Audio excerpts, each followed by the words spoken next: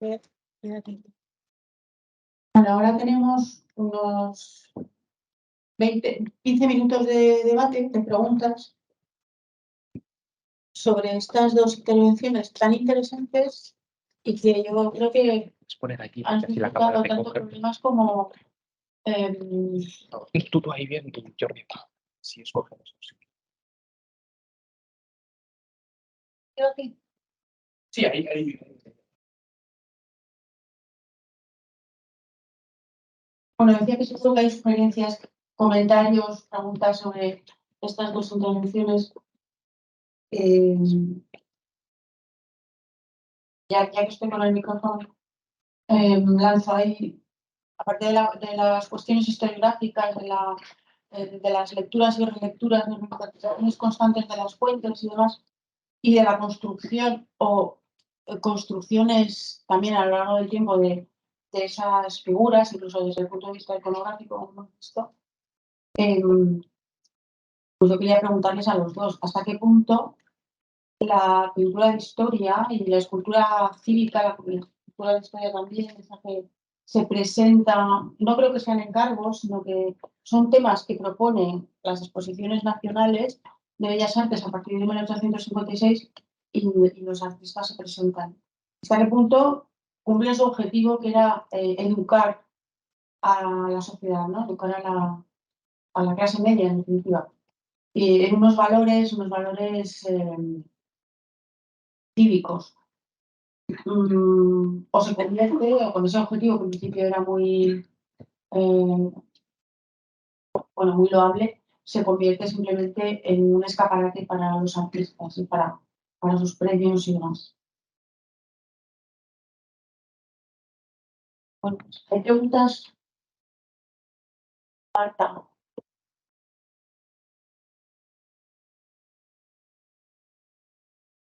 Muchas gracias. Una pregunta para cada uno. ¿Funciona? ¿Sí? Vale, una pregunta para cada uno. Tomás, sobre los libros de escuela, Benito de Viriato y historia, tratados en los libros de escuela. Has mostrado un ejemplo de los años 40, creo. ¿Se puede reseguir, es posible reseguir la evolución del personaje en libros de escuela antes, posteriores, y un poco la influencia también de los cambios durante el franquismo? Porque el personaje de Viriato también es controvertido dentro del propio movimiento, ¿no? No lo sé, pero me lo imagino.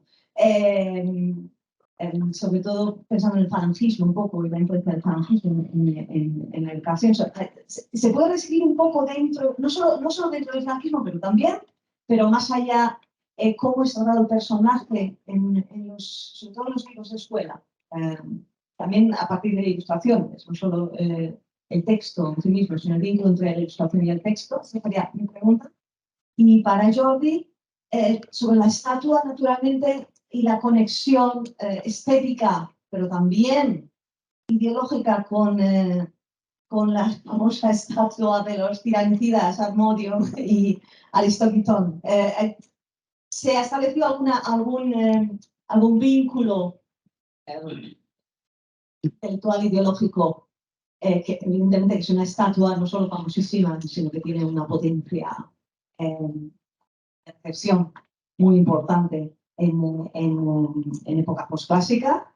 Es posible que tenga que ver esa versatilidad de la recepción de esa estatua, ¿no? Puede servir para todo tipo de causas.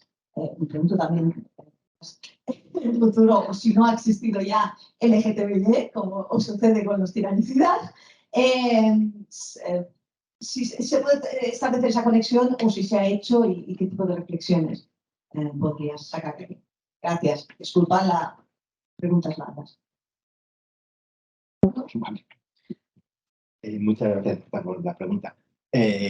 Es muy interesante, claro, para eso habría que hacer como un estudio sistemático de un corpus grande de manuales que yo no he hecho.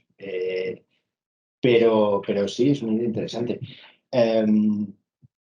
Claro, ideas que se me ocurren, aunque no haya hecho ese estudio sistemático, es, primero, depende mucho el nivel, claro. He puesto un ejemplo que es de primaria, si no me equivoco, y era muy básico, y era como una especie de cuestionario que preguntaba si podía más un pastor o un general. Y había como respuesta de sí, no, depende, algo así. Sí, si es español o algo así.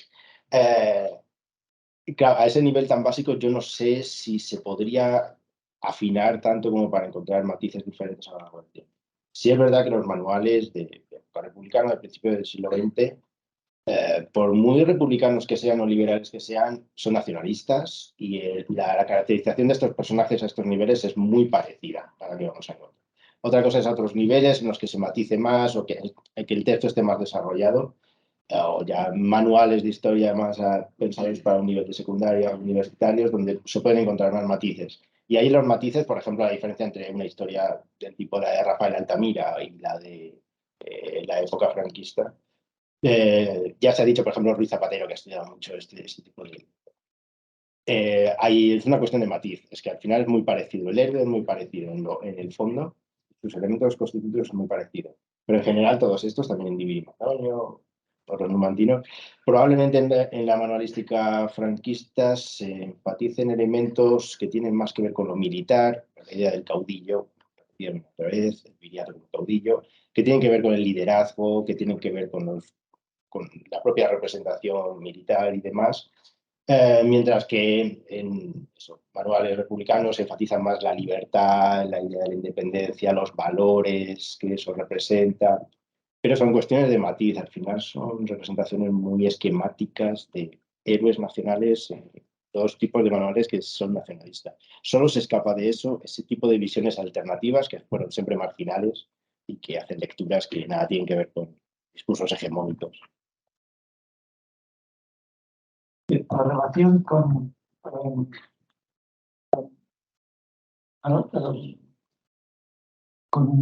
los iranicidas, tendríamos que buscarla en el mismo Medardo San Martín, si os inspiró o no. No estoy seguro si, no sabemos si él la vio, esa estatua. Vamos a suponer que sí, por el peso que tenía el desnudo, la escultura en ese momento. Iconográficamente también es diferente. Amodio y Aristónico son unos desnudos, claramente heroicos. En Divino Antonio hay ese arqueologismo, darles una apariencia histórica clara, concreta de esa zona con las armas que llevaban, que no eran celtas ni romanas, sino presuntamente ibéricas. Más allá de esta relación, no lo veo. A mí me sorprendería que que hiciesen con las estatuas de Amodio y Aristonicón lo mismo que con las de Indevio Antonio, que les han perdido completamente el respeto histórico, el respeto heroico, las visten de lo primero que pasa. Salvando las distancias, yo compararía lo que pasa con esta estatua, que es muy querida en Mérida, con lo que se hace ahora con la estatua de Colón, que también se había perdido el respeto y se la pinta, se la maltrata y se la destruye. En ese aspecto, la estatua de Colón, sea donde sea, no es bien vista y es maldecida y se tiene que retirar. La de Indevio y Antonio es adorada, pero adorada por las masas, por un tipo de público que busca la diversión. Incluso los carteles de fiesta mayor recientes, los de 2021, no resaltan la heroicidad de Lérida ante la agresión extranjera, sino están envueltos en fuegos artificiales. Y Divino Antonio es Lérida, es la esencia de Lérida con la parte divertida y más popular de Lérida, descontextualizado de su momento histórico.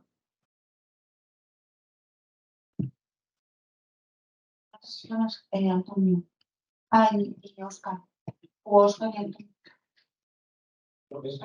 Ahora simplemente un comentario muy breve al calor de de lo que acababa de comentar, de lo que acababa de decir Jordi, en el sentido de que quizá en este caso encontramos un recurso a la antigüedad, no tanto como, digamos, referencia de valores X cívicos, sino simplemente como una especie de eslabón temporal antiguo, suficientemente antiguo como para dar cierto prestigio. Es decir, bueno, somos, es decir, tenemos un pasado, ¿no? Y ya está, y sin más, digamos que sin más contenido, porque tampoco sé yo, por ejemplo, estaba pensando conforme te escuchaba, por ejemplo, no sé si está estudiado, se han hecho encuestas, por ejemplo, para saber qué sabe los habitantes de Lérida o de Lleida sobre los escolares, los habitantes en general sobre Indivilo Abandono, salvo que son antiguos, ¿no? De época romana. Y luego un comentario también sobre lo que hablaba de los manuales y los héroes. Ahí también es muy interesante cómo en un momento dado, Iriato, por ejemplo, menos y Manonio en el franquismo pueden ser reivindicados, pero luego por sus valores militares, también en relación con la independencia, y luego sin ningún pudor, pese a haber sido estos personajes el paradigma de la oposición a Roma, después son también otros españoles los romanos más romanos. Es decir, que primero los españoles han sido los que se han opuesto más vehementemente a Roma, luego, una vez conquistada Hispania, la península, pues los españoles de nuevo son protagonistas porque entonces son los intelectuales, los emperadores, etcétera. Y ese salto se hace sin ningún rubor.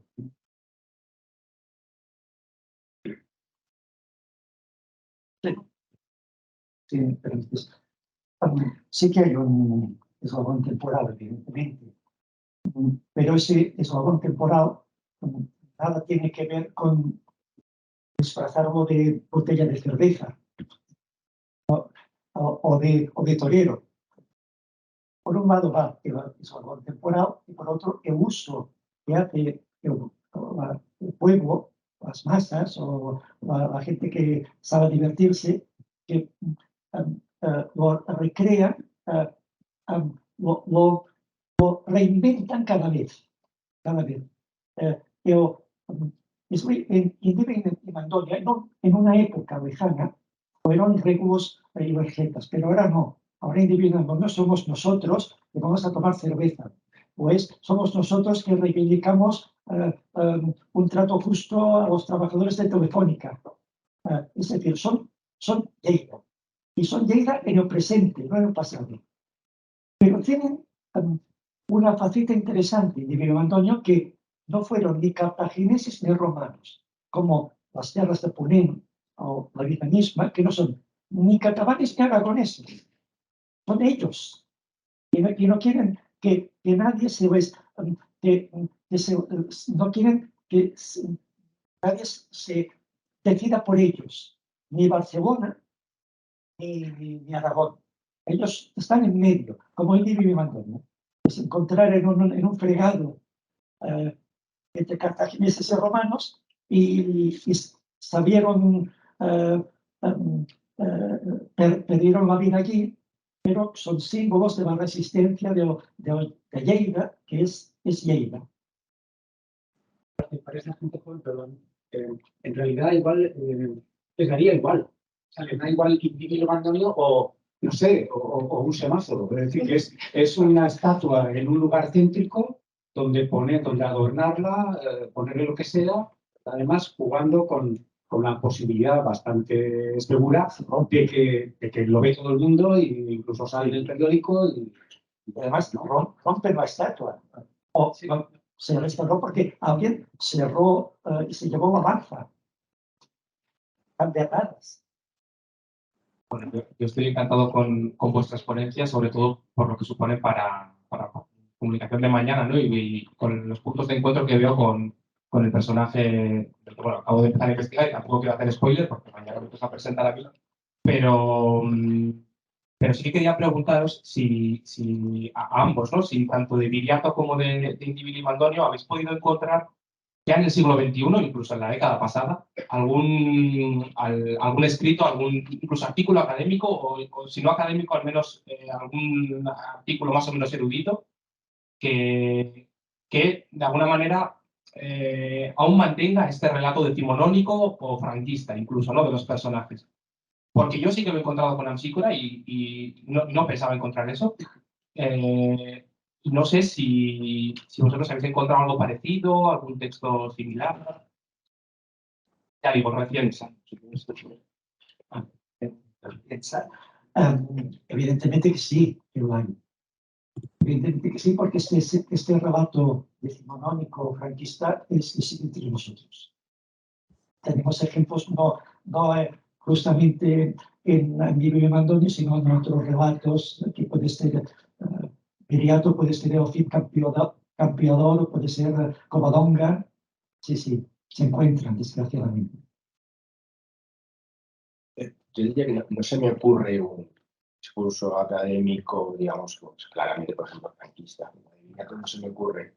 Sí que probablemente de una manera como más sutil o camuflada. Claro, ya cuando hablé de Schulten, ya mencioné esa idea de apoyar de manera con datos científicos y eruditos un discurso heroico, un discurso probablemente debería decir, publicaciones más importantes que he hecho en el Viriato ahora, más visibles o más comerciales, académicas, transmite una idea nacionalista, no me mojo en la ideología concreta, pero sí nacionalista y en parte esencialista, aunque se disfrace de un discurso crítico sobre ese y analice ese mismo discurso heroico y esa misma genealogía, acabe con una, bueno, que un poco la moraleja sea al final una idealización más o menos camuflada en un discurso más crítico. Es decir, yo diría que de una forma más sutil, pero sí, estoy de acuerdo con Jordi. Al final somos muy herederos de una tradición muy asentada que tampoco ha sido de una manera muy sistemática cuestionada. Y además lastrada también por nuevos problemas identitarios. Iba a aprovechar para preguntarle a Tomás, la serie España no tuvo a un colega de historia antigua, pero como asesor histórico. Sí, sí, que además es un camión. Pero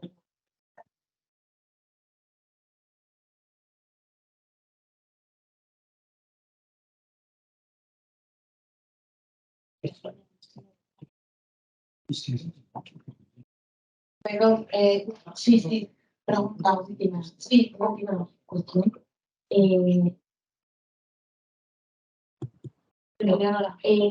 mí me parece muy interesante este contrapunto entre lo que es la historia. Bueno, estoy de acuerdo con que estos héroes, tanto Viriato como esas, hay un fuerte trabajo del presente en esos, ¿no? Pero también hay una relación importante con el tiempo y con la tradición, que es lo que me parece que te enseña, que te marca Antonio. Y lo que me parece muy interesante es ver, el contrapunto sería diferenciar estas figuras con lo que estudiaba Marina con Rusia, ¿no? Porque estas figuras, el trabajo del presente que hace sobre estos referentes, es un poco, de alguna manera, mofarse de la tradición, está el diálogo con la tradición en un diálogo enojado, en un diálogo, digamos, de marcar la importancia del instante, del hoy. En cambio, el trabajo sobre Porcia, que también es un trabajo del presente, intenta traer el pasado como parte del hoy. Entonces, en definitiva, a mí me parece que lo que trabajan ustedes son trabajos del presente solamente, o sea, es un trabajo que el presente hace, pero para entender qué tipo de trabajo hace es necesario ver qué relación marcan con la tradición. En el caso de ustedes, una relación de Maxwell, el que nos propuso, una relación de mofa, o de marcarle el instante, pero necesita, reclama ese pasado, en cambio, el trabajo de poesía lo trae. Tenemos que continuar con la siguiente sesión. Me ha dicho Antonio que sea estricta con el tiempo. Entonces, pasamos a... Muchas gracias.